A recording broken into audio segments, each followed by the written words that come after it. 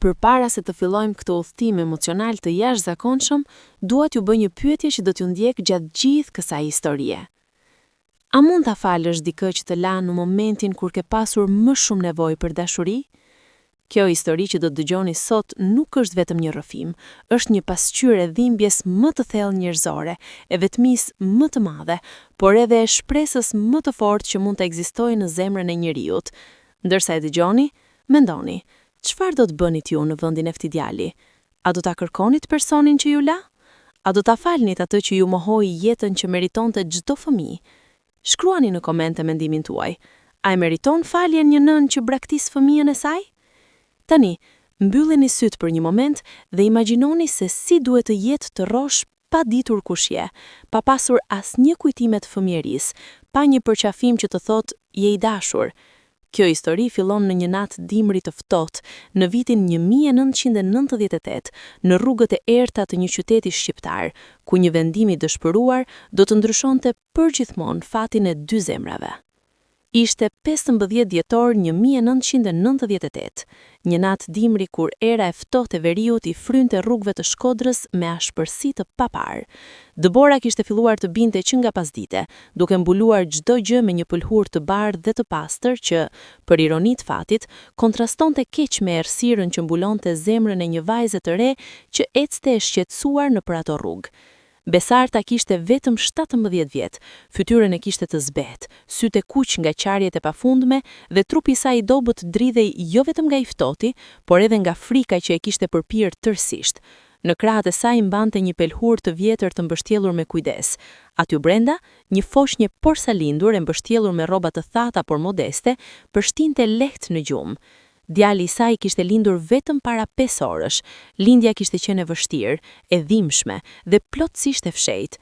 Besarta kishte lindur në një dhomë të vogël të një shtëpie në periferi, e ndihmuar vetëm nga një grua plak që njihej në lagje për të ndihmuar në lindje pa bërë pyetje. Askush nuk dinte, as familja e saj, as babai i fëmijës, as shoqëria që tashmë e kishte dënuar në heshtje. Shtatzania e besartës kishte qenë sekreti më i rënd i jetës së saj. 6 muaj më parë ajo kishte qenë një vajzë e thjeshtë që shkonte në shkollë, që ëndërronte të bëhej mësuese, që buzëqeshte kur shihte lule në pranverë. Por një natë, jeta e saj kishte ndryshuar përgjithmonë. Një djalë nga fshati fqinj, Ergis, i kishte mashtruar me premtime dashurie, me fjalë të ëmbla dhe me juramente që do të ishin bashkë përgjithmonë. Besarta, e re dhe naive, i kishte besuar, dhe kur kishte zbuluar se ishte shtatzën, Ergizi ishte zhdukur si hija në dritë. Nuk i kthyer asnjë telefon, nuk i kishte ardhur ta shikonte, kishte mohuar gjithçka përpara familjes së tij dhe kishte lënë besartës të përballonte të gjitha vetëm. Familja e besartës ishte e varfër, shumë e varfër.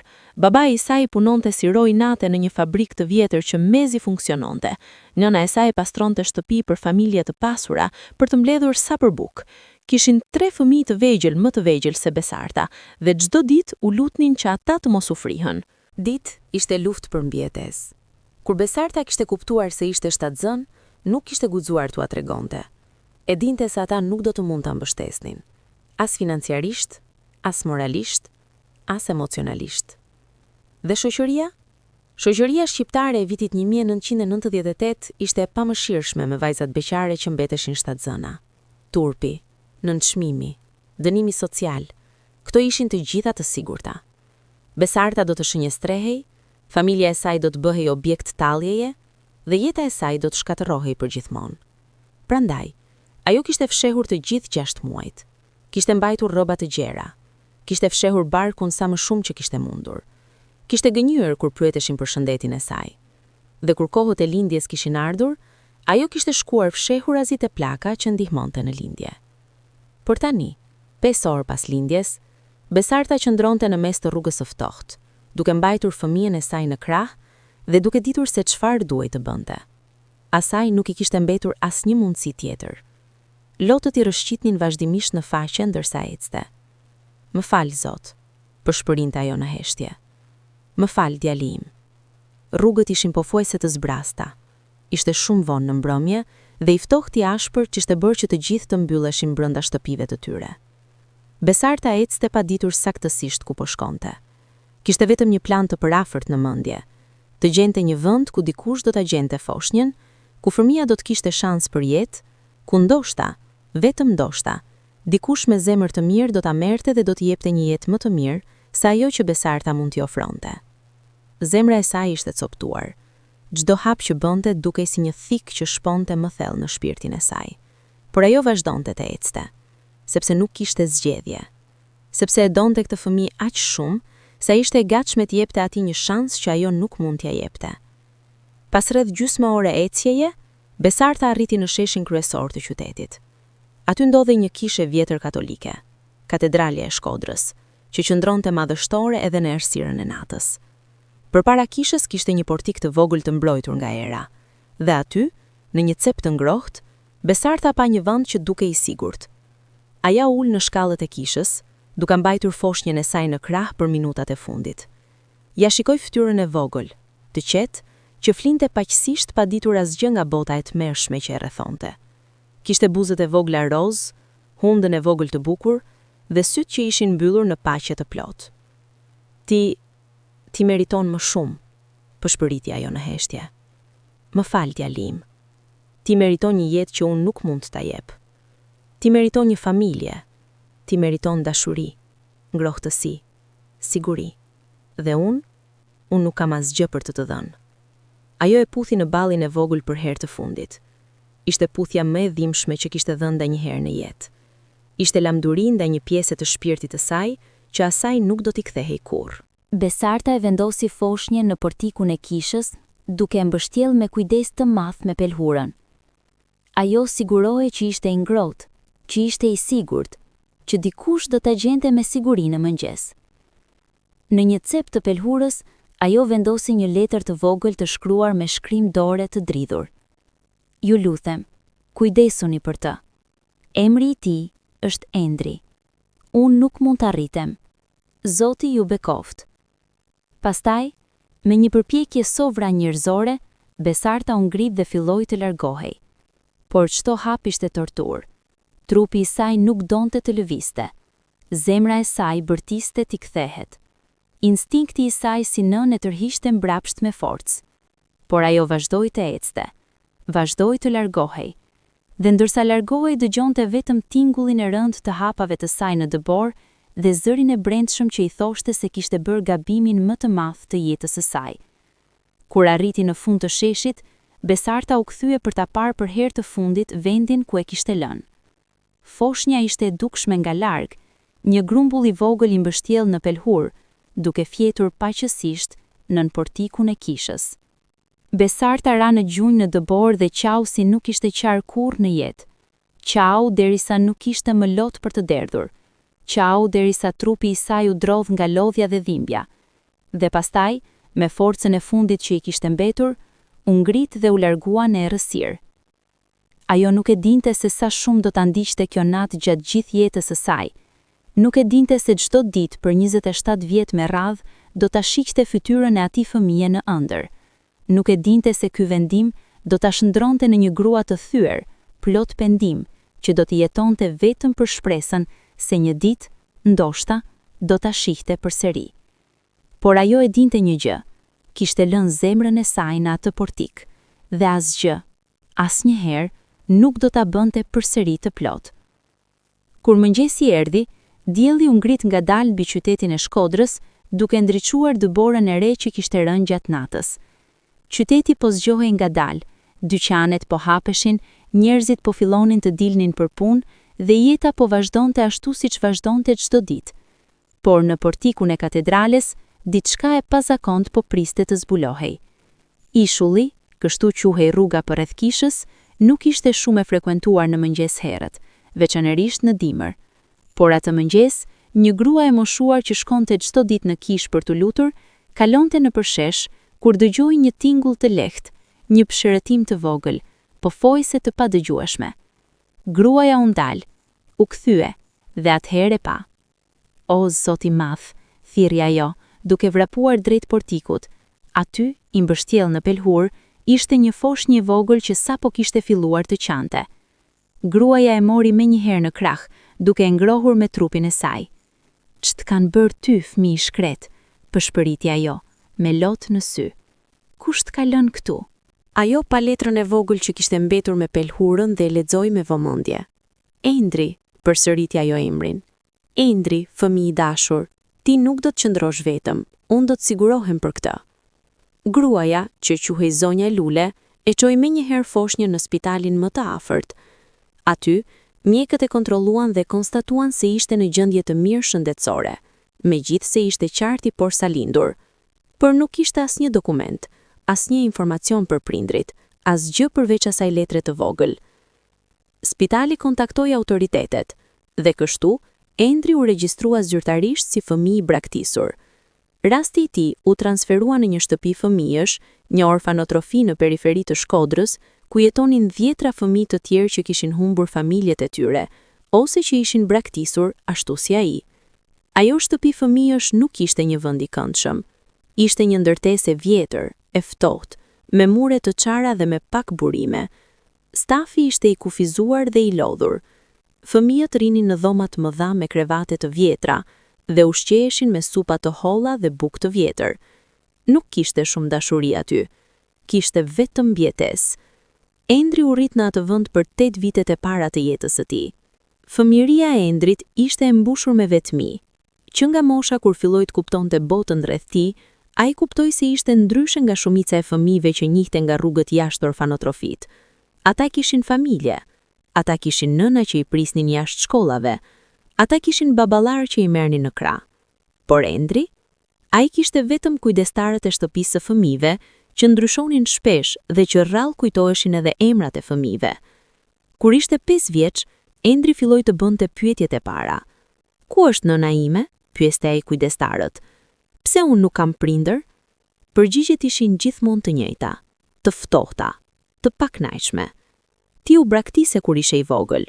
Nuk dim ku është nëna jote. Ka shumë fëmijë si ti këtu. Por për Endrin kjo nuk ishte mjaft. Ai donte të dinte më shumë. Ai donte të kuptonte pse. Ai donte të dinte çfarë kishte bërë keq që nëna e tij e kishte lënë. Natën, kur të gjithë fëmijët e tjerë flinin në krevatin e tyre, Endri shpesh qëndronte i zgjuar duke qarë në heshtje. Ai imagjinonte se si do t'ishte të kishte një nën. Ai imagjinonte se si do t'ishte të merrte një përqafim të ngrohtë përpara se të flinte. Ai imagjinonte se si do t'ishte të dëgjonte fjalët të dua nga dikush që e merrte vërtet. Por këto mbeteshin vetëm ëndra. Realiteti ishte mizor. Në orfanotrofi, Endri ishte vetëm një numër tjetër, një gojë tjetër për të ushqyer, një fëmijë tjetër që duhej të menaxhohej. Kur ishte 7 vjeç, Endri u adoptua për herë të parë. Një çift i moshuar nga Tirana kishte ardhur në orfanotrofi duke kërkuar një fëmijë për të adoptuar. Ata e pan Endrin, një djalë të vogël, të holl, me sy të mëdhenj kafe që shprehte vuajtje dhe shpresë njëkohësisht, dhe vendosën ta merrnin. Për Endrin, kjo ishte ëndra që po bëhej realitet. Ai mendonte se më në fund do të kishte një familje, më në fund do të kishte një shtëpi, më në fund do të ndihej i dashur. Por realiteti ishte shumë i hidhur. Çifti që adoptoi Endrin nuk e donte atë për dashuri. Ata e donin për qëllime praktike, ishin të moshuar, të sëmur dhe kishin nevojë për dikë që të kujdesej për ta. Ata e trajtuan Endrin si një shërbëtor të vogël, jo si një fëmijë. Ai duhej të pastronte shtëpinë, të gatuan ushqimin, të kujdesej për kopshtin, të merrte ilaçet e tyre nga farmacia dhe të bënte çdo punë që ata kërkonin. Nuk kishte dashuri në atë shtëpi, kishte vetëm detyrë dhe ashpërsi. Kur Endri bënte gabime, dhe bënte, sepse ishte vetëm një fëmijë, ata e qortonin ashpër, shpesh edhe fizikisht. Ai flinte në një dhomë të vogël në Bodrum, në një shtrat të vjetër me një batanie të hollë. Ai hante mbetjet e ushqimit që ata nuk hanin. Ai nuk shkonte në shkollë rregullisht, sepse ata thonin se nuk kishte nevojë për arsim, por për punë. Për 2 vjet, Endri jetoi në atë ferr. Ai ëndëronte të ikte, por nuk e dinte ku të shkonte. Ai ëndëronte të kthehej në orfanotrofi, por e dinte se aty nuk ishte më mirë. Ai ëndëronte për një nënë që nuk e kishte njohur kurrë dhe që ndoshta nuk ekzistonte fare. Kur Endri ishte 9 vjeç, çifti i moshuar vendosi ta kthente në orfanotrofi. Arsyeja? Ai nuk po i plotësonte pritjet. Në të vërtetë, ata ishin lodhur nga përgjegjësia dhe Endri u kthye përsëri në vendin ku kishte filluar, në dhomën e ftohtë, në krevatin e vjetër, në vetminë e pafund. Por diçka kishte ndryshuar në të. Endri nuk ishte më fëmia i vogël plot shpresë që kishte qenë 2 vjet më parë. Tani ishte më i fortë, më i ashpër dhe shumë më i hidhur. Ai kishte mësuar se bota nuk ishte e drejtë. Ai kishte mësuar se njerëzit mund të jenë mizor. Ai kishte mësuar se shpresa ishte një gjë e rrezikshme. Por kishte mësuar edhe diçka tjetër. Ai kishte mësuar të luftonte. Vitet që pasuan ishin të vështira, por Endri nuk i dha kurrë dorëzimit. Ai vazhdoi të jetonte në orfanotrofi deri në moshën 15 vjeç, kur formalisht u konsiderua mjaft i madh për të jetuar vet. Por ku të shkonte? Nuk ishte familje, nuk ishte miq të ngushtë, nuk ishte kursime, nuk ishte asgjë përveç rrobave të vjetra që kishte veshur. Por Endri kishte diçka që shumë fëmijë të tjerë në pozitën e tij nuk kishin. Ai kishte një vendosmëri të hekurt. Ai kishte vendosur që të mos merrte më mëshirë nga askush. Ai kishte vendosur që të ndërtonte një jetë me duart e tij, edhe nëse do t'i ishte e vështirë, edhe nëse do të merrte vite. Filloi të punonte në çdo punë që gjente.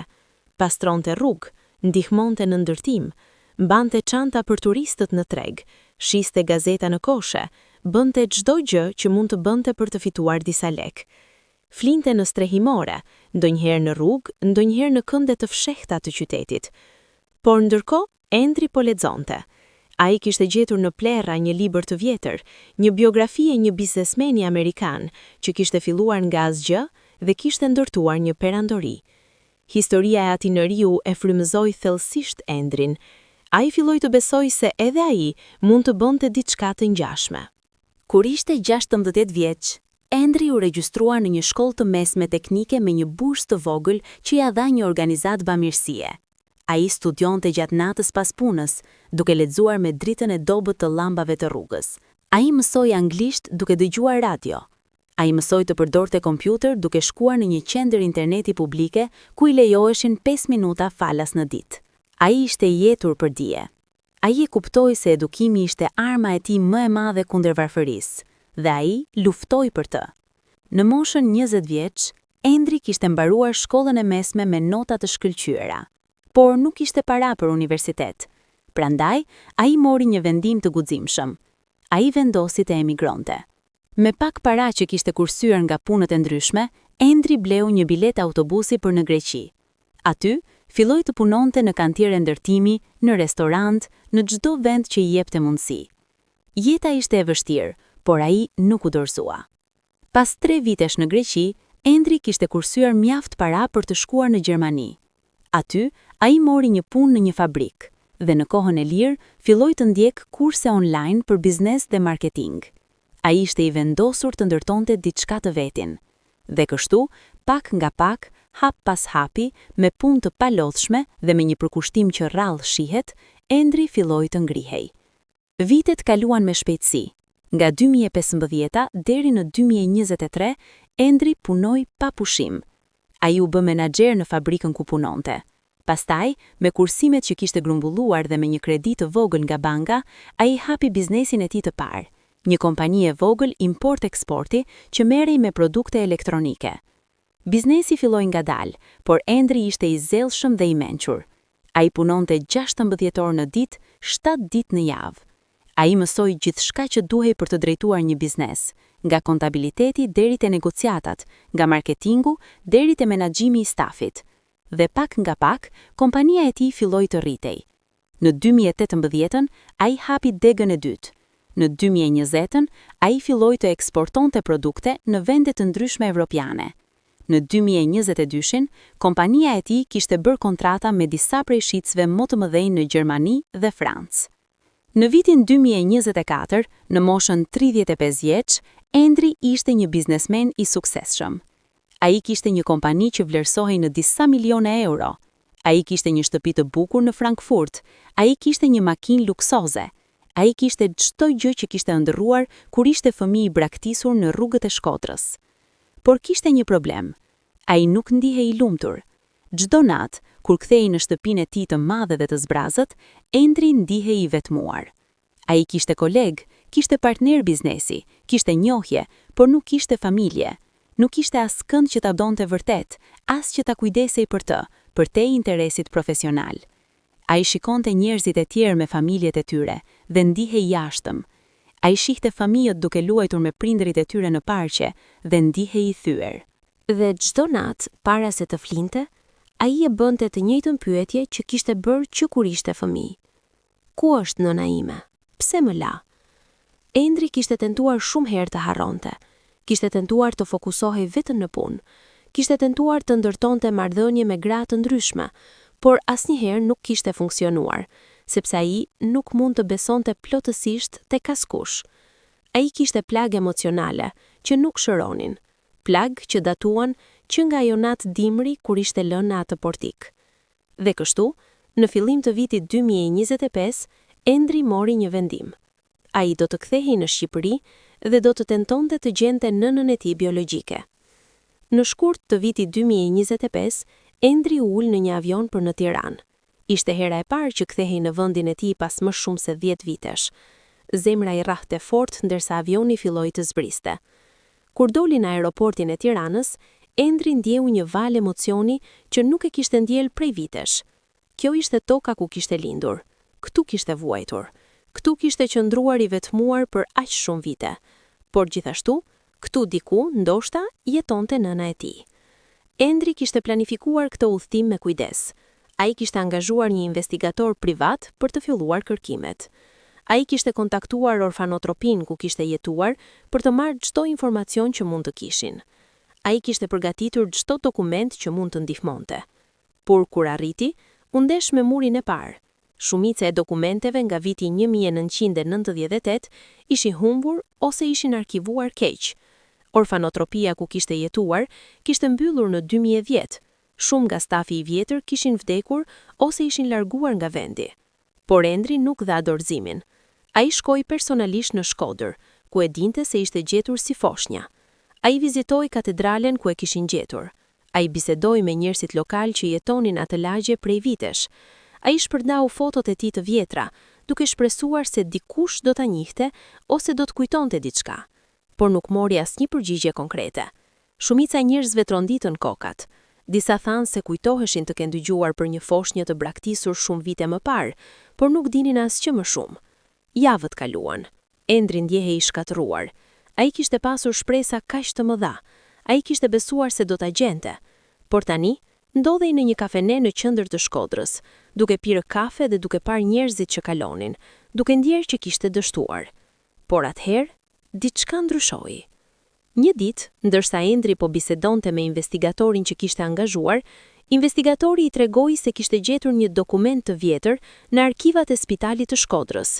Ishte një regjistrim i shkurtër i një lindjeje që kishte ndodhur në shtëpinë e një gruaje të vjetër që ndihmonte në lindje, një grua që quhej Lule Kadare.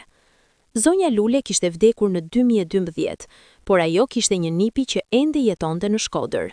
Investigatori kontaktoi nipën, një grua që quhej Mirela, dhe i shpjegoi situatën. Mirela u kujtua se tezja e saj kishte folur shpesh për një rast të veçantë, një vajzë shumë të re që kishte lindur në fshehtësi dhe që kishte ikur menjëherë pas lindjes. Ajo kujtoi se vajza kishte qenë nga një fshat afër Shkodrës, por nuk dinte emrin e saktë. Por Mirela i dha Endrit një informacion tjetër të rëndësishëm. Ajo kujtoi se në atë kohë kishte një vajzë të re nga fshati i Oblikut që kishte qenë në situatë të ngjashme. Mirela nuk ishte e sigurt, por ajo mendonte se emri i vajzës ishte Besarta. Endri ndeu një rruf shprese. Për herë të parë kishte një emër që mund të ishte nëna e tij. Ai udhëtoi menjëherë për Oblik, një fshat të vogël malor rreth 20 kilometra larg Shkodrës. Ishte një fshat i varfër, me rrugë të këqija dhe shtëpi modeste. Por Endri nuk u interesua për këto. Ai shkoi drejt për drejti në qendër të fshatit dhe filloi të pyeste njerëzit. A njihni një grua që quhet Besarta? Pyeti ai. Shumë njerëz e njihnin emrin, por kur u pyetën për detaje, ata u treguan të rezervuar. Pse po e kërkon? Pyetën disa. Çfarë do prej saj? Endri shpjegoi, pa dhënë shumë detaje, se po kërkonte për dikë që mund të ketë jetuar në fshat shumë vite më parë. Pas shumë pyetjesh, një plak i vjetër i tha: Besarta Duka. Ajo jetonte këtu shumë vite më parë, por iku nga fshati kur ishte shumë e re. Askush nuk e ka parë prej vitesh. Ku mund të jetë tani? Pyeti Endri, me zemër që i rrathte fort.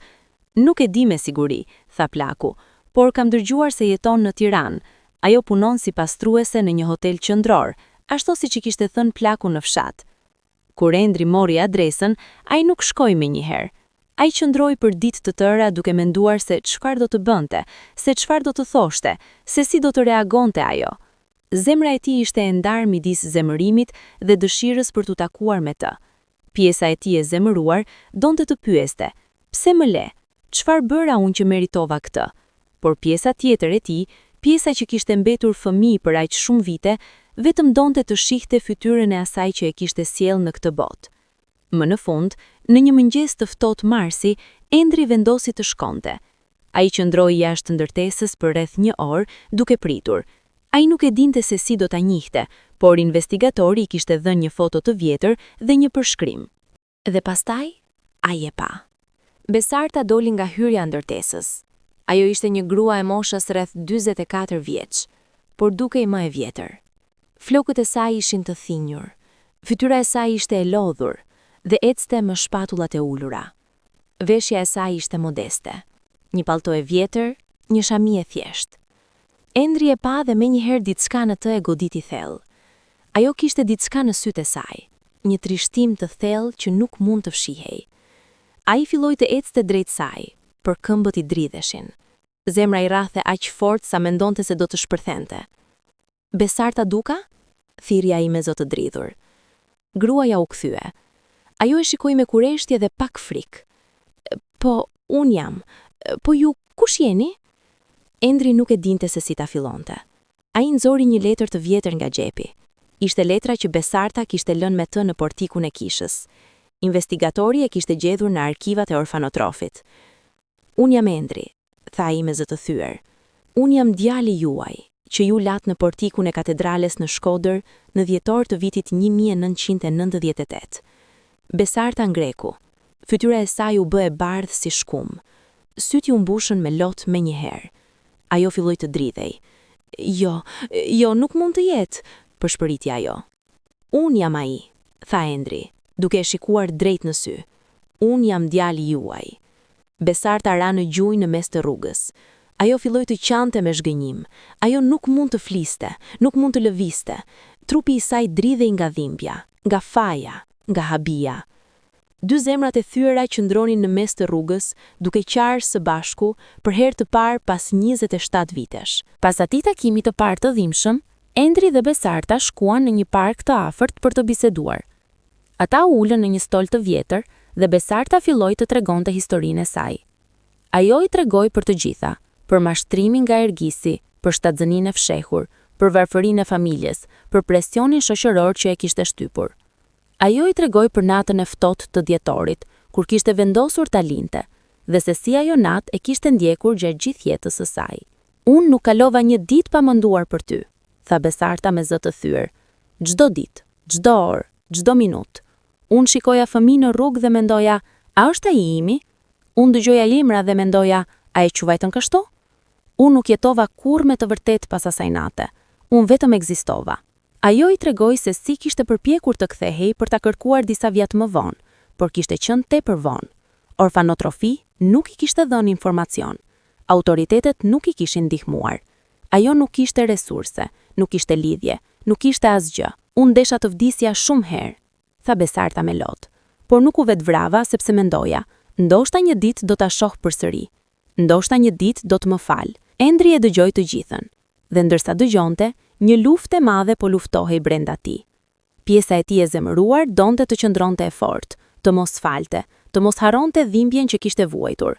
Por pjesa tjetër, pjesa që kishte pritur gjithë jetën për këtë moment, e kuptonte dhimbjen e saj. Unë kam vuajtur shumë, tha Endri me zë të kontrolluar. Unë kam jetuar në ferr. Unë kam qenë i vetmuar, i padashur, i braktisur. Unë kam qenë i adoptuar dhe i keq trajtuar. Unë kam jetuar në rrugë. Unë kam punuar si sklav. Dhe gjatë gjithë kësaj, unë pyetja veten. Pse nëna ime nuk më deshi? Besarta nuk mund të fliste. Ajo vetëm qante. Por tani, vazhdoi Endri, duke të parë ty, Duke dëgjuar historinë tënde, unë kuptoj. Ti nuk më latë sepse nuk më doje. Ti më latë sepse mendoje se isha mënyra e vetme që unë të kisha një shans.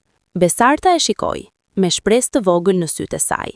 Por ajo nuk ishte, tha Endri me zëmë të fortë.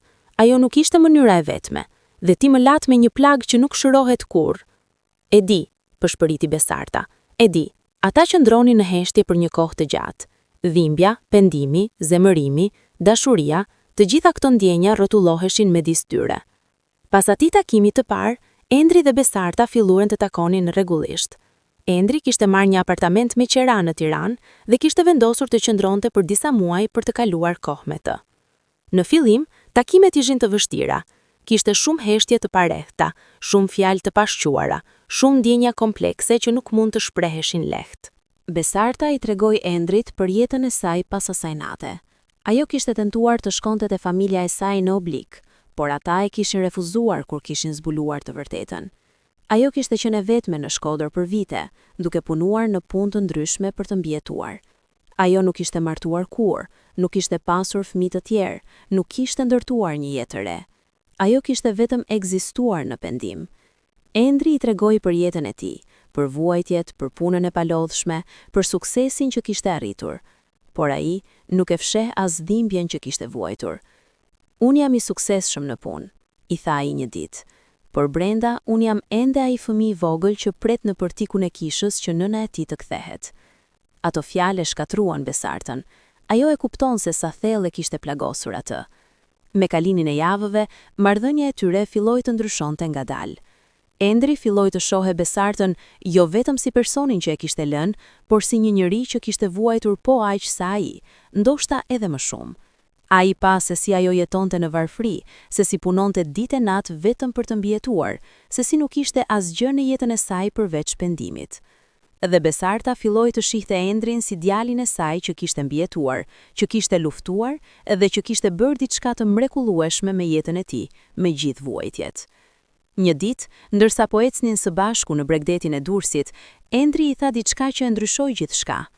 Unë nuk mund të kthej kohën mbrapa, tha ai. Dhe as ti nuk mund. Ne nuk mund të ndrejshim atë që ka ndodhur. Por ndoshta mund të fillojmë diçka të re. Besarta e shikoi me lot në sy. Ndoshta, vazhdoi Endri, mund të jesh nëna ime tani. Ndoshta mund të fillojmë nga fillimi, edhe pse është vonë. Ndoshta mund të ndërtojmë diçka që nuk patëm kurrë. Besarta ra në krahët e tij dhe qau. Ishte hera e parë që ajo e përqafonte djalin e saj që kur ishte vetëm 5 orë. Dhe për herë të parë në 27 vjet, ajo ndjeu shpresë. Pas atij momenti, Endri vendosi të bënte diçka të veçantë. Ai nuk donte vetëm të kthehej në Gjermani dhe të vazhdonte jetën e tij si më parë. Ai donte të ndërtonte një marrëdhënie të vërtetë me Besartën. Ai filloi të kalonte më shumë kohë me të. Ata hanin së bashku, shëtisnin së bashku, biseduan orë të tëra për jetën, për ëndrat, për të kaluarën dhe për të ardhmen. Endri i tregoi Besartës për biznesin e tij, për sukseset që kishte pasur, por edhe për vetminë që kishte ndjerë. Ai i tregoi se si kishte ndruar gjithmonë për një familje, por nuk e kishte guxuar kurrë ta ndërtonte sepse nuk e dinte si të besonte. Besarta dëgjonte me vëmendje dhe me dhimbje. Ajo e kuptonte se sa shumë dëm i kishte shkaktuar dhe se sa shumë kohë kishin humbur. Por ajo gjithashtu filloi të tregonte për veten e saj. Jo vetëm për atë natë të dhjetorit 1998, por për tërë jetën e saj. Ajo i tregoi për fëmijërinë e saj të vështirë, për ëndrat që kishte pasur kur ishte vajzë, për dashurinë që kishte ndjerë për Ergisin dhe për tradhtinë që kishte përjetuar. Unë isha vetëm një fëmijë, tha ajo një ditë. Unë nuk e dija çfarë po bëja. Unë mendova se po bëja gjën e duhur për ty, por isha aq e gabuar. Endri e shikoi dhe pa dhimbjen e vërtet në sytë e saj, dhe për herë të parë, ai ndjeu diçka që nuk e kishte ndjerë prej vitesh, dhe mshuri. Ti bëre një gabim, i tha ai, por ai gabim nuk të përcakton ty, ti je më shumë se ai gabim. Ato fjalë i dhan Besartës një ngushëllim që nuk e kishte ndjerë prej vitesh. Me kalimin e muajve, marrëdhënia e tyre u forcua. Endri filloi ta ndihmonte Besartën financiarisht. Ai i bleu një apartament të vogël për të mirë në një lagje më të sigurt. Ai ja pagoi disa fatura mjekësore që ajo kishte lënë pa paguar prej vitesh. Ai u sigurua që ajo të mos punonte më si pastruese në atë hotel, por të mund të pushonte më shumë dhe të rikthehej shëndetin e saj. Por më e rëndësishmja, Endri I dha Besartës atë që ajo kishte dashur më shumë. Ai I dha dashurinë e një djali që, megjithse ishte plagosur thellë, kishte vendosur të falte. Një ditë, Endri vendosi të bënte diçka që e kishte friksuar gjithmonë. Ai donte të kthehej në Shkodër dhe të vizitonte vendet ku kishte jetuar kur ishte fëmijë. Ai ftoi Besartën të shkonte me të.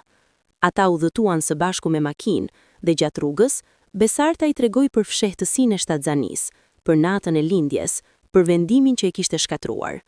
Kur arritën në Shkodër, Endri e çoi Besartën në portikun e katedrales, vendin ku ajo e kishte lënë atë natë dimri. Ata qëndronin të dy aty, në atë vend të shenjtë dhe të dhimbshëm. Ktu ishte, tha Besarta me zë të thyer, duke treguar vendin e saktë. Ktu unë të vendosa, ktu unë të puthi për herë të fundit, dhe ktu unë të thash lam të mirë. Endri shikoi portikun, dhe për herë të parë në jetën e tij, ai nuk ndjeu vetëm dhimbje, ai ndjeu edhe diçka tjetër, një lloj qetësie të çuditshme, një lloj mbyllje. Kjo është historia jon, tha ai me zë të qetë. Kjo është vendi ku gjithçka filloi. Dhe tani, ne jemi këtu së bashku, dhe ne mund ta mbyllim këtë kapitull. Besarta ra në gjunjë dhe filloi të lutej. Ajo I kërkoi falje Zotit për gabimin që kishte bërë dhe I falenderoi që I kishte dhënë mundësinë të takonte përsëri djalin e saj. Endri ul pranë saj dhe e mbajti dorën. Ti nuk je më ajo vajzë e re që u friksua, I tha ai. Dhe unë nuk jam më ai fëmijë I pafuqishëm. Ne jemi të dy të ndryshëm tani, dhe ne mund të shkojmë përpara. Ata qëndruan aty për një kohë të gjatë, duke qëndruar në heshtje, duke lënë që e kaluara të fliste për vete. Pastaj, Endri e çoi Besartën në orfanotrofin e vjetër ku ai kishte jetuar.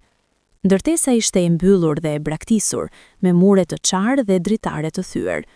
Por ai I tregoi Besartës dhomën ku kishte fjetur, vendin ku kishte qarë natën, oborrin ku kishte luajtur me fëmijë të tjerë të vetmuar.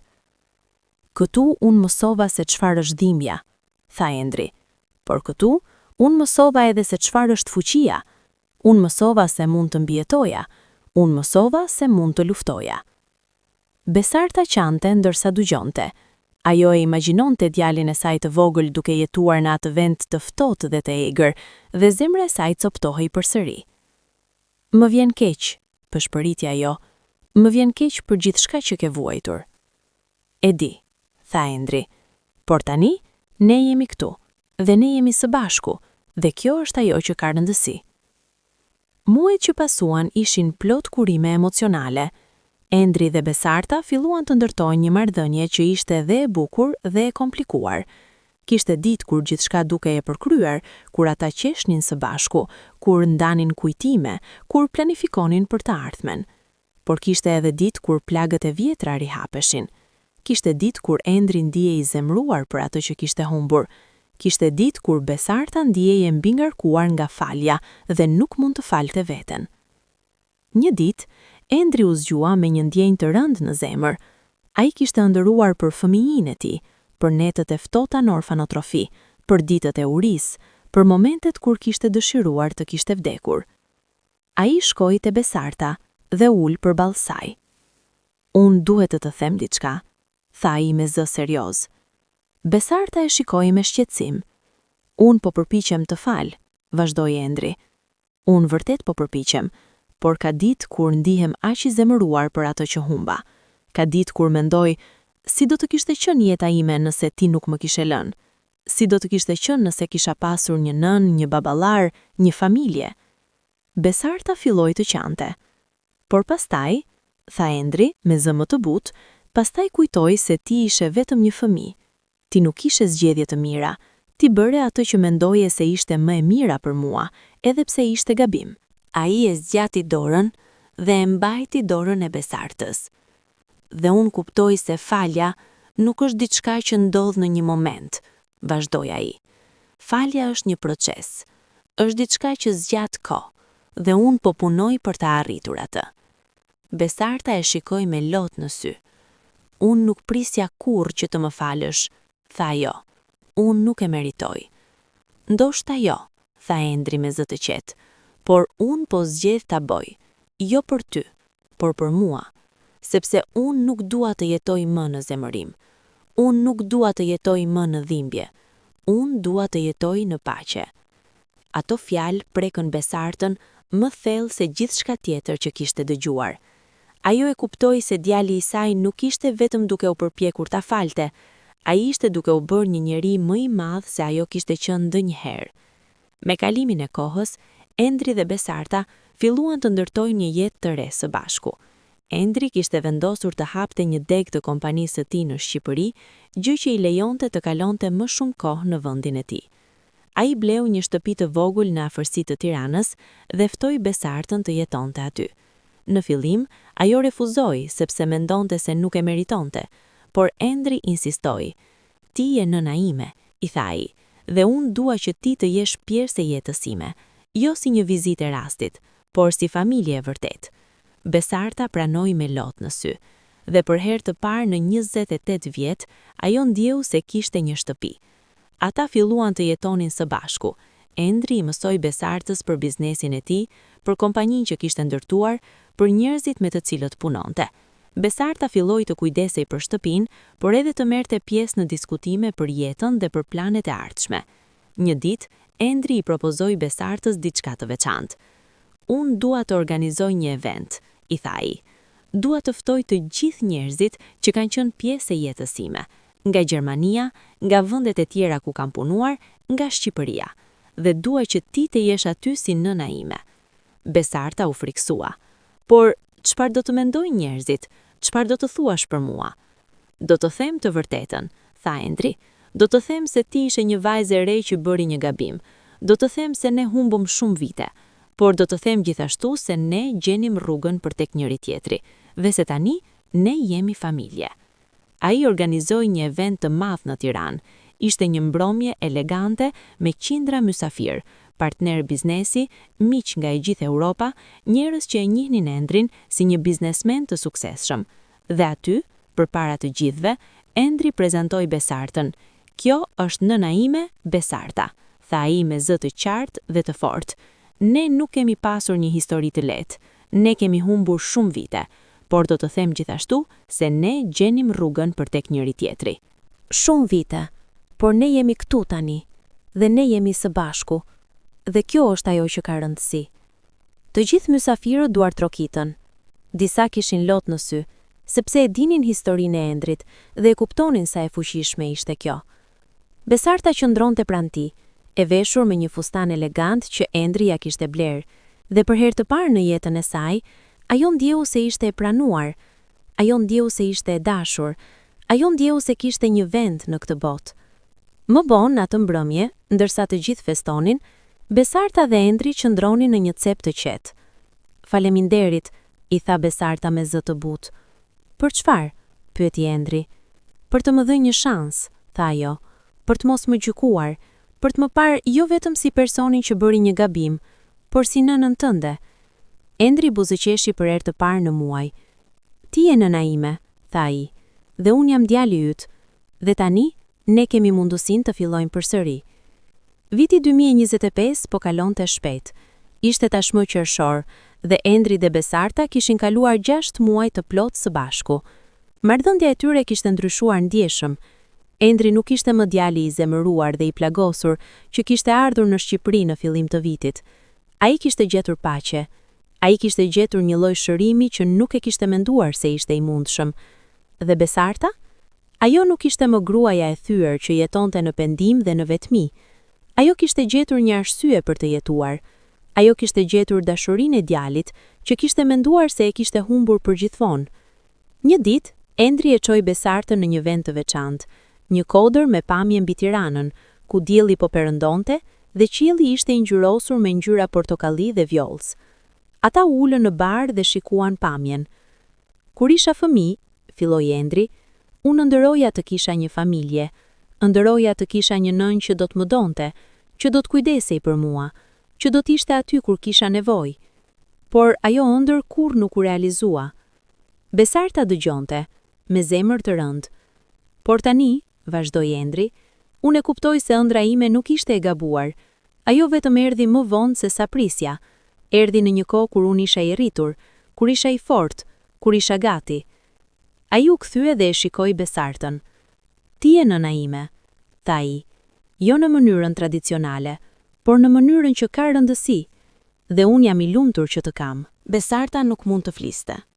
Ajo vetëm e përqafoi për një kohë të gjatë, duke qarë lot gëzimi për herë të parë në 28 vjet. Unë të dua, përshpëriti ajo.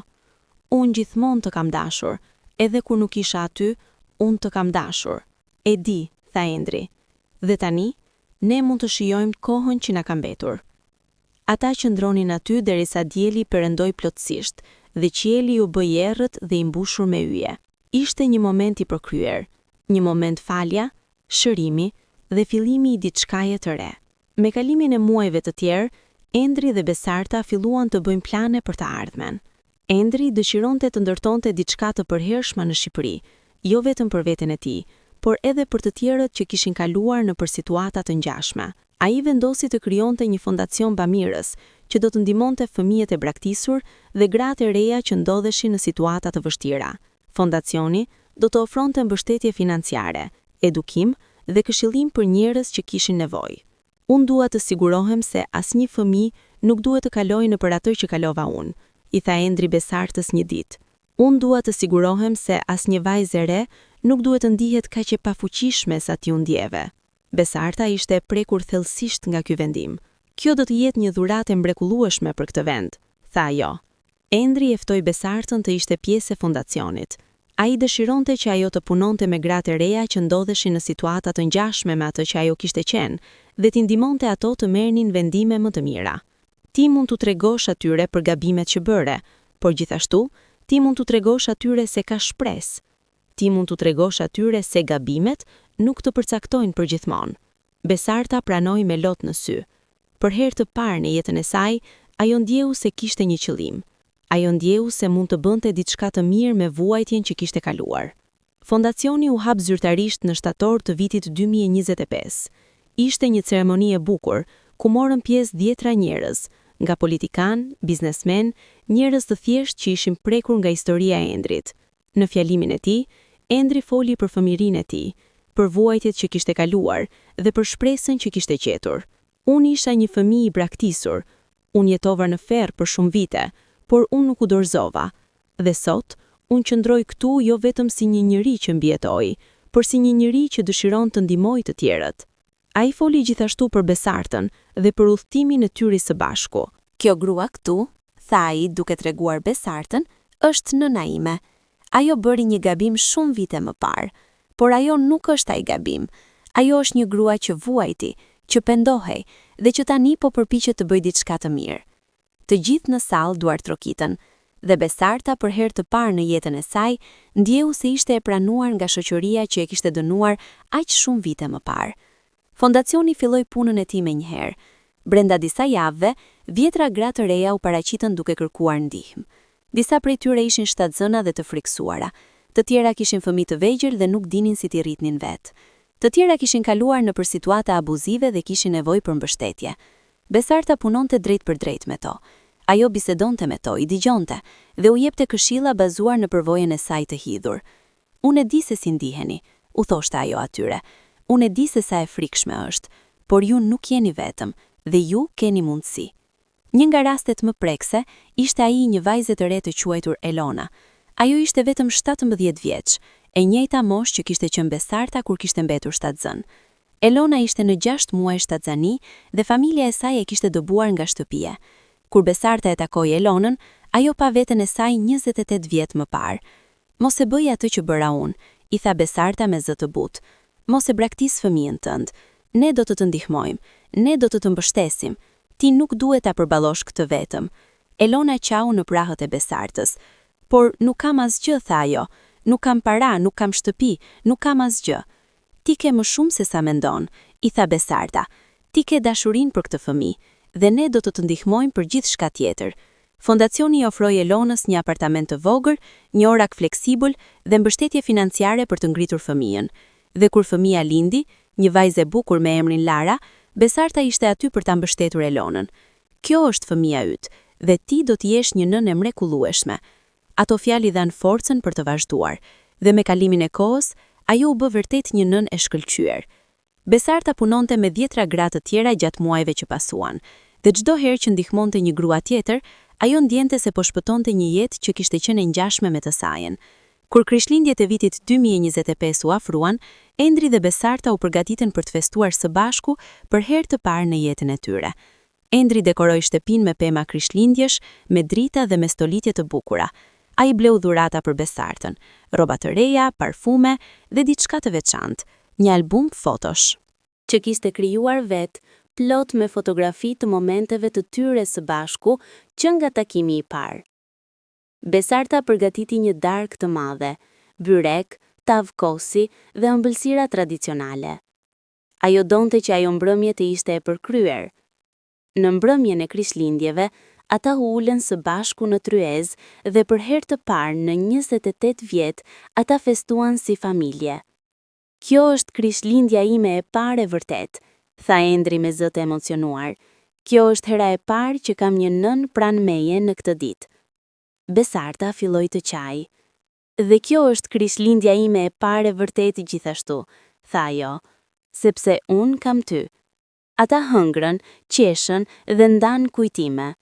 Besarta i tregoi Endrit për Krishtlindjet e vjetra të fëmijërisë së saj dhe Endri i tregoi për Krishtlindjet e trishtuara që kishte kaluar në orfanotrofi. Por ato ditë kanë mbaruar, tha Endri. Tani ne kemi njëri tjetrin dhe ne do të krijojmë kujtime të reja. Pas darkës, ata hapën dhuratat. Besarta qau kur pa albumin e fotove që Endri kishte bërë. Çdo fotografi tregonte një moment të veçantë. Takimi i parë, shëtitja në Durrës, eventi në Tiranë, hapja e fondacionit. Këto janë kujtimet tona, tha Endri. Këto janë momentet që ne krijuam së bashku dhe këto janë vetëm fillimi. Besarta e përqafoi fort. Faleminderit që më dhe një jetë të re, tha ajo. Faleminderit që nuk më dënove. Faleminderit që më fale. Faleminderit që ktheve, tha Endri. Faleminderit që je këtu. Ata qëndronin të përqafuar për një kohë të gjatë, duke dëgjuar muzikën e Krishtlindjeve që luante në sfond dhe duke ndjerë se më në fund kishin gjetur atë që kishin kërkuar gjithë jetën, familje. Në fillim të vitit 2026, diçka e papritur ndodhi. Endri mori një telefon nga investigatori privat që kishte punuar për të. Investigatori i tha se kishte gjetur informacion për Ergisin, burrin që kishte lënë Besartën shtatzën 28 vjet më parë. Ergisi jetonte në Itali dhe kishte një familje të tij. Ai kishte një grua dhe 2 fëmijë dhe punonte si ndërtimtar. Endri nuk e dinte se çfarë të bënte me këtë informacion. Ai nuk kishte asnjë dëshirë për të takuar Ergisin, por gjithashtu ndjeu një kureshtëri të çuditshme. Ai e diskutoi me Besartën. Si ndihesh ti për këtë? Pyeti Endri. Besarta ishte hutuar. Unë nuk e di, tha ajo. Ai më la në momentet më të vështira të jetës sime. Ai mohoi gjithçka. Ai u largua pa parë prapa. A do të doje ta shihje? Pyeti Endri. Besarta mendoi për një kohë të gjatë. Jo, tha ajo më në fund. Jo, nuk dua. Ai nuk është pjesë e jetës sime më. Ai nuk është pjesë e jetës tënde. Ne kemi njëri tjetrin dhe kjo është e mjaftueshme. Endri buzëqeshi. Dakord, tha ai, ne nuk kemi nevojë për të. Por pak javë më vonë, Ergisi vet kontaktoi Besartën. Ai kishte dëgjuar për historinë e Endrit dhe Besartës nga një njeri i përbashkët dhe kishte vendosur të shkruante një letër. Në letër, Ergisi kërkonte falje për atë që kishte bërë. Ai pranoi se kishte qenë i ri dhe i friksuar dhe se kishte bërë një gabim të madh duke e braktisur Besartën. Ai tha se kishte jetuar me Fajin për shumë vite dhe se ishte i lumtur që Endri dhe Besarta ishin ribashkuar. Besarta lexoi letrën me lot në sy. Ajo nuk e dinte se si të ndihej. Nga njëra anë, ajo ishte e zemëruar për gjithçka që kishte humbur për shkak të Ergisit. Nga ana tjetër, ajo e kuptoi se edhe ai kishte qenë i ri dhe i pjekur. Çfarë mendon? Pyeti ajo Endrin. Endri mendoi për një moment. Unë mendoj se falja është një gjë e fuqishme, tha ai. Unë të falsh aty, ndoshta ti duhet ta falësh edhe atë. Besarta shkroi një përgjigje të shkurtër për Ergisin.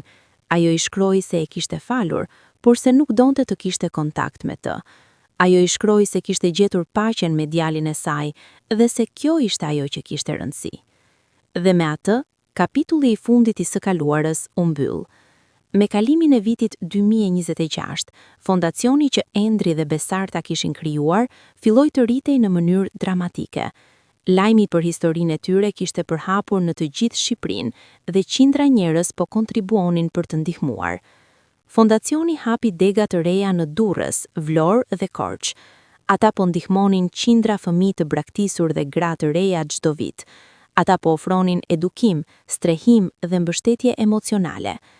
Endri punonte shumë orë çdo ditë për të menaxhuar fondacionin, por ai ishte I lumtur. Ai kishte gjetur një qëllim që ishte më I madh se biznesi I tij. Besarta ishte gjithashtu e angazhuar fuqishëm. Ajo u thonte në qytete të ndryshme për të biseduar me gra të reja, për t'i këshilluar dhe për t'i mbështetur. Një ditë, një gazetare e famshme kërkoi të bënte një intervistë me Endrin dhe Besartën për një dokumentar televiziv. Ata ranë dakord. Gjatë intervistës, gazetarja I pyeti: "Endri, si e kalove procesin e faljes?" Endri mendoi për një moment. Falja nuk ishte një moment I vetëm, tha ai. Ishte një proces I gjatë dhe I vështirë. Por unë e kuptova se nëse doja të jetoja në paqe, duhej të falja. Nuk e bëra për të, por për mua. Gazetarja u kthye te Besarta.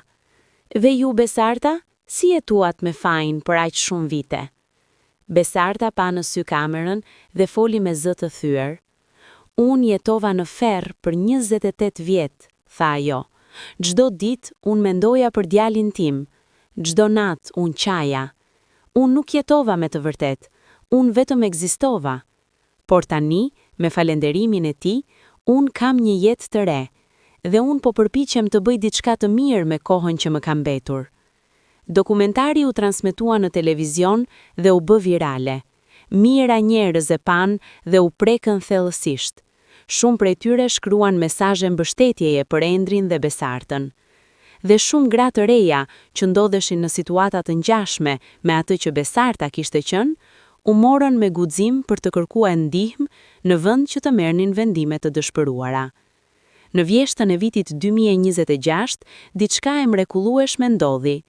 Endri u njoh me një grua të bukur dhe të sjellshme që punonte si mjeke në një spital në Tiranë. Emri I saj ishte Elira. Elira kishte dëgjuar për historinë e Endrit dhe ishte admiruar nga udhëtimi I tij. Ata u takuan në një event bamirës dhe filluan të bisedonin. Ishte një lidhje menjëhershme. Elira ishte e urtë, e sjellshme dhe e kuptueshme. Ajo e kuptoi dhimbjen që Endri kishte kaluar dhe e pranoi atë me zemër të hapur. Pas disa muajsh njohje, Endri e prezantoi Elirën me Besartën. Besarta ishte e lumtur që djali I saj kishte gjetur dikë që e donte. Ajo është e mrekullueshme, I tha Besarta Endrit. Ti meriton lumturi. Endri dhe Elira u martuan në maj të vitit 2027 në një ceremoni të bukur në Tiranë. Besarta ishe aty, duke qarë lot gëzimi, ndërsa shikonte djalin e saj duke u martuar. Në fjalimin e tij gjatë dasmës, Endri foli për udhëtimin e tij. Unë kam kaluar në për shumë vështirësi në jetën time, tha ai, por çdo vështirësi më ka bërë më të fortë. Dhe tani unë qëndroj këtu, me gruan që dua, me nënën time pranë meje dhe me një jetë plot shpresë. Ai e falenderoi Besartën për të qenë aty. Ti më ve jetën, tha ai. Edhe pse ne nuk ishim së bashku për shumë vite, ti më ve jetën dhe për këtë unë jam përgjithmonë mirënjohës. Besarta qau dhe buzëqeshi njëkohësisht. Ajo e pa djalin e saj të lumtur dhe ndjeu se më në fund historia e tyre kishte arritur një moment të bukur. Në dhjetor të vitit 2025, Elira lindi një djalë të vogël. Ai u quajt Luan, që do të thotë Luan në shqip, një simbol I forcës dhe guximit. Kur Endri mbajti për herë të parë fëmijën e tij në krah, ai qau. Ai mendoi për veten e tij kur ishte foshnjë, të mbështjell në pelhur në portikun e një kishe. Ai mendoi për gjithë dhimbjen që kishte kaluar, dhe ai vendosi se ky fëmijë nuk do të kalonte kurrë në për atë që kishte kaluar ai. Unë do të jem babai që unë nuk kisha kurrë, I tha Endri vogëlushit Luan. Unë do të dua, do të mbështes dhe do të jem aty për ty gjithmonë. Besarta erdhi në spital për ta parë mbesin e saj. Kur e mbajti Luanin në krah, ajo qau. Ky është një fillim i ri, tha ajo. Ky fëmijë nuk do të di kurrë dhimbjen që ne kaluam. Ai do të rritet me dashuri, me siguri dhe me një familje. Elira buzëqeshi dhe e shikoi Besartën. Ju jeni gjyshja e tij, tha ajo. Dhe ne jemi të lumtur që ju jeni pjesë e jetës tonë. Besarta ndjeu një val gëzimi të pastër. Ajo kishte humbur aq shumë vite me Endrin, por tani ajo kishte një mbes për të kujdesur. Ajo kishte një familje. Ajo kishte një jetë të plotë. Në fillim të vitit 2028, Endri dhe Besarta u ulën së bashku në Kodrin me pamje mbi Tiranë, të njëjtën kodër ku kishin qëndruar shumë vite më parë. Më kujtohet kur erdha këtu për herë të parë, tha Endri. Unë isha aq i mërzitur, aq i plot dhimbje. Unë nuk e dija nëse do të mund të faleja ndonjëherë. Dhe tani, pyeti Besarta. Endri buzëqeshi. Tani, unë jam në paqe, tha ai. Unë falsh, jo sepse ajo që ndodhi ishte në rregull, por sepse unë nuk doja të jetoja më në dhimbje. Besarta e shikoi me lot në sy. Unë do të jetoj përgjithmonë me pendimin, tha ajo. Unë nuk do të harroj kurrë atë që bëra, por unë jam mirënjohëse që më dhe një shans. Unë jam mirënjohëse që më lejove të jem pjesë e jetës tënde. Ti je nëna ime, tha Endri, dhe pavarësisht nga ajo që ndodhi, ti do të jesh gjithmonë nëna ime. Ata qëndronin në heshtje për një kohë, duke shikuar qytetin poshtë tyre, duke menduar për gjithçka që kishin kaluar. Ne humbëm shumë vite, tha Besarta. Po, tha Endri, por ne gjenim njëri tjetrin, dhe tani ne kemi një jetë së bashku, dhe kjo është ajo që ka rëndësi. Historia e Endrit dhe Besartës filloi të përhapet përtej Shqipërisë. Mediat ndërkombëtare filluan të shkruajnë për ta. Dokumentari i tyre u transmetua në kanale televizive në vende të ndryshme evropiane. Endri dhe Besarta morën ftesa për të folur në konferenca ndërkombëtare për të ndarë historinë e tyre. Ata u dëtuan në Gjermani, Francë, Itali dhe vende të tjera, duke folur për fjalën e faljes, shërimit dhe shpresës. Historia jonë nuk është vetëm për ne, thoshte Endri në këto konferenca. Është për çdo person që ka kaluar në përdhimbje, për çdo person që ka bërë gabime dhe për çdo person që po kërkon një mënyrë për të shkuar përpara. Besarta fliste gjithashtu, duke ndarë mesazhin e saj të fortë. Unë bëra një gabim të madh, thoshte ajo, dhe ai gabim më ndoqi për 28 vjet, por unë mësova se nuk është kurrë vonë për të kërkuar falje, nuk është kurrë vonë për të përpjekur të bësh diçka të mirë, dhe nuk është kurrë vonë për të gjetur shpresë. Mira njerëz ishin të frymëzuar nga historia e tyre. Shumë nga ata shkruanin mesazhe, duke treguar se si historia e Endrit dhe Besartës i kishte ndihmuar të falnin, të shëronin dhe të shkojnë përpara në jetën e tyre. Në dhjetor të vitit 2028, mbusheshin 30 vjet nga nata kur Besarta kishte lënë Endrin në portikun e katedrales. Endri dhe Besarta vendosën të ktheheshin në atë vend për të reflektuar. Ishte një ditë e ftohtë dimri, shumë e ngjashme me atë natë 30 vjet më parë. Dëbora kishte filluar të binte lehtë dhe qyteti ishte i qetë. Ata qëndronin në portikun e katedrales, në vendin e sakt ku gjithçka kishte filluar. Këtu u la, tha Besarta me zë të thyer. Këtu unë bëra gabimin më të madh të jetës sime. Por gjithashtu, tha Endri, këtu filloi udhëtimi ynë. Pak të moment, ne nuk do të ishim këtu sot. Pak të moment, unë nuk do të isha ai që jam tani. Besarta e shikoi me lot që i rrëshqisnin në faqe. Por sa dhimbje shkaktova. Po, tha Endri, duke e kapur dorën e saj. Por nga ajo dhimbje, erdhi diçka e bukur, erdhi forca, erdhi vendosmëria, dhe në fund, erdhi falja dhe dashuria. Ata vendosën një kuror lulesh në portik, një simbol i kujtimit, por edhe i rilindjes. Në kuror kishin shkruar, këtu filloi historia jon, këtu gjenim shpresën. Ndërsa qëndronin aty, disa njerëz që kalonin ndaluan për t'i parë. Disa i njihnin nga televizioni dhe nga dokumentari. Një grua e moshuar i u afrua. Ju jeni Endri dhe Besarta apo jo? Pyeti ajo. Po, ne jemi. Gruaja filloi të qaj. Unë humba një prekër që u braktis kur ishte e vogël, tha ajo. Për 30 vjet unë e kam kërkuar, por historia juaj më ka dhënë shpresë se ndoshta edhe ajo është mirë diku, edhe nëse nuk e gjej kurrë. Endri e përqafoi gruan. Mos e humni shpresën, i tha ai. Nëse ne u gjendëm, çdo gjë është e mundur. Gruaja u largua duke buzëqyshur në përlot dhe Endri kuptoi se historia e tyre kishte një fuqi që shkonte përtej tyre.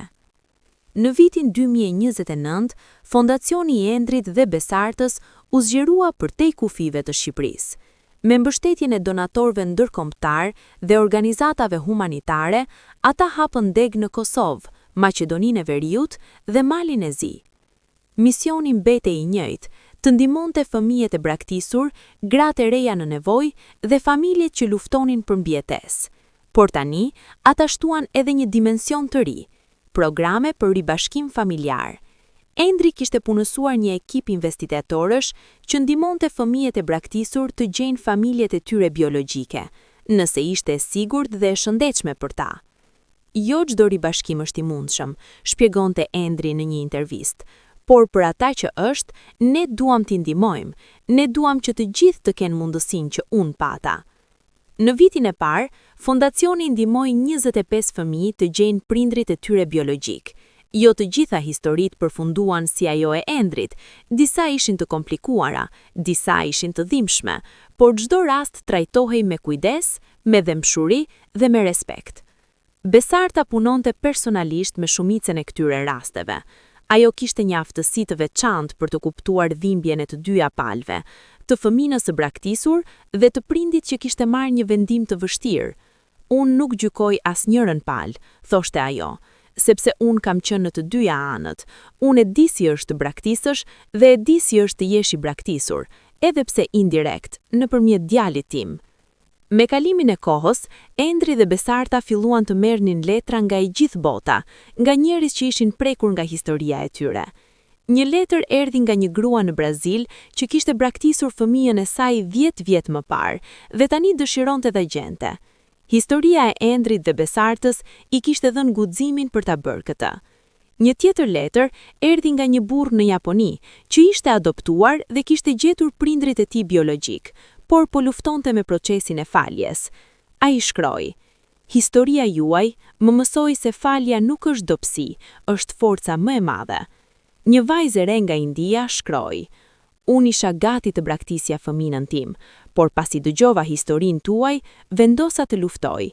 Tani djali im është 3 vjeç dhe është gëzimi im më i madh. Çdo letër prekur Endrin dhe Besartën thellësisht. Ata kuptuan se historia e tyre kishte prekur miliona zemra dhe se dhimbja që kishin kaluar kishte një kuptim më të thellë. Ne vuajtëm, i tha Endri Besartës një ditë, por vuajtja jon nuk ishte e kotë, ajo po ndihmon njerëz të tjerë, ajo po shpëton jetë. Besarta buzëqeshi në përlot. Kjo është gjëja më e bukur që kam dëgjuar ndonjëherë. Ndërkohë, Luani, djali i Endrit, po rritej i shtetë. Në moshën 2 vjeç, ai ishte një fëmijë gjallë, plot energji dhe kuriozitet. Besarta kalonte shumë kohë me Luanin. Ajo e çonte në park, luante me të, i lexonte porralla dhe e mbushte me dashuri që nuk kishte mundur t'ia jepte Endrit kur ishte foshnjë. Unë po përpiqem ta kompensoj, i tha ajo Endrit një ditë. Unë po përpiqem t'i jap atij dashurinë që nuk të dhash ty. Endri e shikoi me butësi. Ti nuk duhet të kompensosh asgjë, i tha ai. Ti po bën diçka të mrekullueshme, po je gjyshe e shkëlqyer, dhe kjo është e mjaftueshme. Luani e quante Besartën gjyshe Besa, dhe kur e shihte, vraponte me krah të hapur për ta përqafuar. Ato përqafime i kuroheshin Besartës zemrën çdo herë. Një ditë, ndërsa Luani po luante, ai pyeti: Gjyshe Besa, pse qan ndonjëherë kur më shikon? Besarta buzëqeshi në përlot. Sepse jam shumë e lumtur, Luan, i tha ajo. Jam aq e lumtur që të kam ty. Fëmia nuk e kuptoi plotësisht, por e përqafoi gjithsesi. Dhe në atë përqafim, Besarta ndjeu se pjesa e saj e thyer po shërohej, ngadalë, por me siguri. Kur Luani mbushi 3 vjeç, Endri dhe Elira vendosën se ishte koha për të filluar t'i tregonin gradualisht për historinë e familjes. Ai duhet ta di, tha Endri, por duhet ta bëj me kujdes, me dashuri dhe në mënyrë që të jetë e kuptueshme për moshën e tij. Ata filluan me tregime të thjeshta. I treguan se gjyshja Besa dhe babi Endri kishin pasur një kohë të vështirë kur Endri ishte i vogël, por se tani ishin së bashku dhe e donin njëri tjetrin shumë. Ndërsa Luani rritej, ata do të shtojnë më shumë detaje, por për tani ishte e rëndësishme që ai të dinte se familja e tij ishte e mbushur me dashuri, edhe nëse kishte kaluar në vështirësi. Besarta ishte e shqetësuar. Çfarë do të mendoj për mua kur të jetë mjaft i madh për të kuptuar të vërtetën? Pyeti ajo. Ai do të doj, i tha Endri me siguri, sepse ai do të shohë jo vetëm gabimin që bëre, por edhe gruan që e bër. Ai do të shohë gjyshen që e do pa mas. Ai do të shohë gruan që punon çdo ditë për të ndihmuar të tjerët, dhe ai do të kuptojë se njerëzit bëjnë gabime, por mund të rriten prej tyre. Ato fjanë i dhan Besartës paqe. Në vjeshtën e vitit 2025, fondacioni festoi 10-vjetorin e tij. Ishte një event i madh në Tiranë, me qindra mysafir, nga politikan, biznesmen, përfaqësues të organizatave ndërkombëtare dhe më e rëndësishmja, njerëz që ishin ndihmuar nga fondacioni. Endri dhe Besarta qëndronin në skenë, duke parë sallën plot njerëz që ishin aty fal punës së tyre. 10 vjet më parë, filloi Endri fjalimin e tij, ne hapëm këtë fondacion me një qëllim të thjeshtë, të sigurojmë që askush të mos kalojë nëpër atë që kalova unë dhe që askush të mos ndihet aq i pashpresë sa ndjehej nëna ime. Ai shikoi Besartën që qëndronte pranë tij me lot në sy. Sot, 10 vjet më vonë, ne kemi ndihmuar mbi 5.000 fëmijë dhe gra. Vazhdoi Endri. Ne kemi dhënë strehim, edukim, mbështetje emocionale dhe shpresë. Por më e rëndësishmja, ne kemi treguar se falja është e mundur, se shërimi është i mundur dhe se dashuria mund të mboshte çdo dhimbje. Salla shpërtheu në duar trokitje. Besarta mori mikrofonin dhe foli me zë të emocionuar. Unë nuk e meritoj këtë ovacion, tha ajo. Unë bëra një gabim të tmerrshëm, por djali im, ky burr i jashtëzakonshëm këtu, më fali. Dhe me atë falje, ai më dha jo vetëm një jetë të re, por edhe një qëllim. Ajo shikoi të gjithë ata që ishin ndihmuar nga fondacioni. Secili prej jush që jeni këtu sot, jeni dëshmia e gjallë se kurrë nuk është vonë për të ndryshuar, për të shëruar dhe për të dashur, tha ajo. Faleminderit që na lejuat të jemi pjesë e udhëtimit tuaj. Në fund të eventit, shumë nga njerëzit që ishin ndihmuar erdhën për t'i falenderuar Endrin dhe Besartën personalisht. Kishte nëna të reja që kishin gjetur forcën të rriten fëmijët e tyre. Kishte fëmijë që kishin gjetur familje, kishte gra që kishin fituar pavarësi ekonomike dhe dinjitet. Një nga ata ishte Elona, vajza që Besarta kishte ndihmuar në fillim. Tani, ajo ishte bërë një nënë e shkëlqyer dhe punonte si këshilltare në fondacion, duke ndihmuar gra të tjera.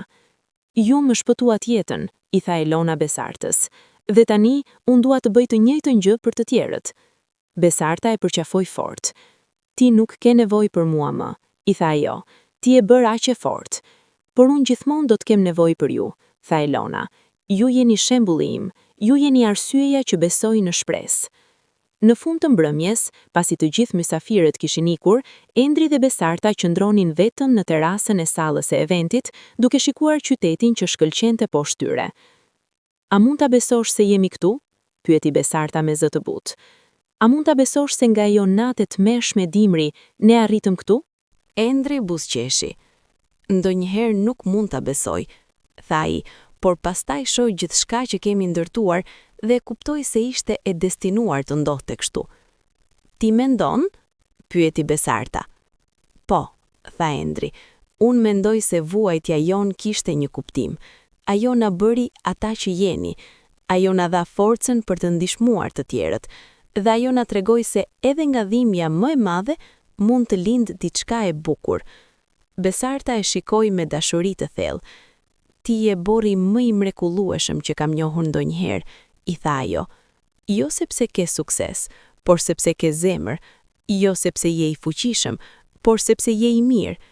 Endri ndjeu lot që i mblidheshin në sy. Dhe ti, tha ai, ti je nëna ime, jo sepse më dhe jetën vetëm, por sepse tani po më jep dashuri çdo ditë, jo sepse ishe perfekte, por sepse je reale, je njerëzore dhe je e sinqert. Ata u përqafuan për një kohë të gjatë, duke qëndruar në heshtje, duke ndjerë peshën e gjithë udhëtimit të tyre. Çfarë mendon se do të thotë historia jonë për brezat e ardhshëm? Pyeti Besarta. Endri mendoi për një moment. Unë mendoj se do të thotë se gabimi nuk të përcakton, tha ai. Do të thotë se falja është e mundur, do të thotë se dashuria mund të mposhtë gjithçka, dhe do të thotë se asnjëherë nuk është vonë për të filluar përsëri. Pak ditë pas eventit, Endri u ul dhe shkroi një letër për Luanin, një letër që djali i tij do ta lexonte kur të ishte mjaft i madh. Luani im i dashur, kur të lexosh këtë letër, ti do të jesh i rritur dhe do të kuptosh historinë e familjes sonë. Do të dish se unë u braktisa kur isha foshnjë.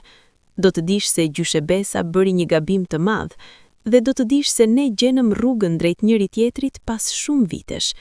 Dua që të dish diçka. Historia jonë nuk është një histori e përsosur, është një histori e dhimbjes, e gabimeve, por edhe e faljes dhe dashurisë. Gjyshebesa nuk është një njeri i përsosur. Ajo bëri një gabim kur ishte shumë e re, por ajo është edhe gruaja që ka punuar çdo ditë të jetës së saj për të ndihmuar të tjerët, për të shëruar plagët e veta dhe për të qenë gjyshja më e mrekullueshme që ti mund të kishe. Unë të mësoj këtë, djalim.